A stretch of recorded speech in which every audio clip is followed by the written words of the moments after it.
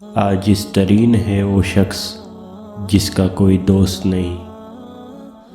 ماں باپ کی خوشنودی دنیا میں موجب دولت اور آخرت میں باعث نجات ہے۔ گناہ سے توبہ کرنا واجب ہے، مگر گناہ سے بچنا واجب تر ہے۔ پاک نفس آدمی عورتوں سے بھی زیادہ شرماتا ہے۔ علم پیغمبروں کی میراث ہے اور مال فرعون و قارون کی میراث ہے۔ موت سے محبت کرو، زندگی عطا ہوگی۔ میری نصیحت قبول کرنے والا شخص موت سے زیادہ کسی کو محبوب نہ رکھے۔ دل مردہ ہے اور اس کی زندگی علم ہے، علم مردہ ہے اور اس کی زندگی طلب کرنے سے ہے۔ جو اللہ تعالیٰ کے کاموں میں لگ جاتا ہے، اللہ تعالیٰ اس کے کاموں میں لگ جاتا ہے۔ بدبخت ہے وہ شخص جو خود تو مر جائے لیکن اس کا گناہ نہ مرے۔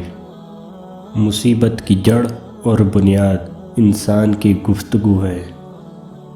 خبردار، کوئی مسلمان کسی دوسرے مسلمان کو حقیر نہ سمجھے، کیونکہ کم درجے کا مسلمان بھی خدا کے ہاں بسا اوقات بلند مرتبہ رکھتا ہے۔ وہ علماء حق تعالیٰ کے دشمن ہیں جو عمرہ کے پاس جاتے ہیں، اور عمرہ حق تعالیٰ کے دوست ہیں جو علماء کے پاس آتے ہیں۔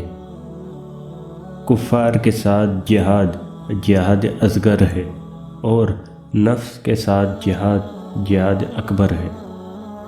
بری صحبت سے تنہائی بہتر ہے اور تنہائی سے علماء کی صحبت بدرجہ بہتر ہے۔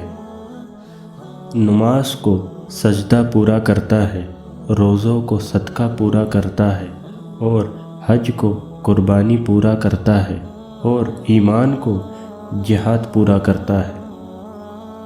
ہر شے کے ثواب کا ایک اندازہ ہے، مگر صبر کے ثواب کا کوئی اندازہ نہیں۔ سائل کا حق ہے کہ اسے جواب دیا جائے، اور اچھا جواب دینا اچھے اخلاق کا تقاضا ہے۔ آنکھ دل کا دروازہ ہے اور تمام آفت اسی راہ سے داخل ہوتی ہیں جو لذتوں کی طرف رغبت دلاتی ہیں۔ آنکھ بند کر لو تو ان آفت سے محفوظ رہو گے۔ مومن کو اتنا علم کافی ہے کہ اللہ تعالیٰ سے ڈرتا رہے۔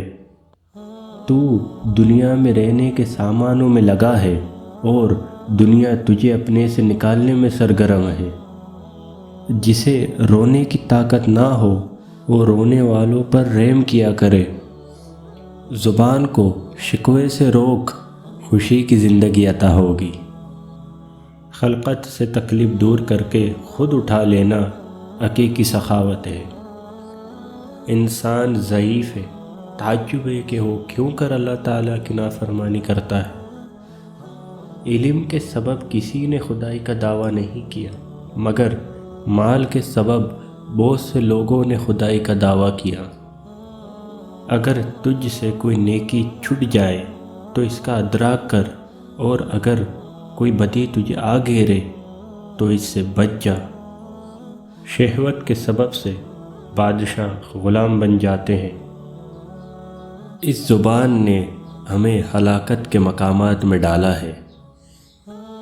علم کی قوت جب حد سے بڑھ جائے تو مکاری اور روگردانی پیدا کرتی ہے، اور جب علم کمزور ہو تو حماقت اور جہالت پیدا کرتی ہے۔ وفادار اور مخلص ساتھیوں سے مل کر رہنا اور ان سے میل جول رکھنا، جس سے ملنا خلوص دل سے ملنا۔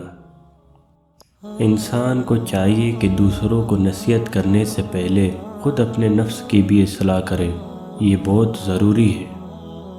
اے لوگو، اللہ کے خوف سے رو، اور اگر رونا نہ آئے تو رونے کی کوشش کرو۔ جس جسم کو غذا آرام کی ملے وہ شخص کبھی جنت میں داخل نہیں ہوگا۔ صبر نصف ایمان اور یقین پورا ایمان ہے۔ جس چیز کے کرنے سے اللہ تعالیٰ نے اپنی رحمت کا وعدہ فرمایا ہے، اس کے کرنے میں جلدی کرو۔ جو قوم بے حیائی کی جانب قدم بڑھائے گی اللہ تعالیٰ اس قوم کو مصیبتوں میں مبتلا کرے گا۔ میں ایسے گھر والوں کو پسند نہیں کرتا جو کہیں دنوں کا رزق ایک ہی دن میں خرچ کر ڈالے۔ جاہل آدمی کا صرف دنیا کے کاموں میں مشغول رہنا برا ہے، لیکن کوئی عالم آدمی ایسا کرے تو بہت ہی برا ہے۔ جھوٹی باتیں بتانے والا شخص جنت میں داخل نہیں ہوگا۔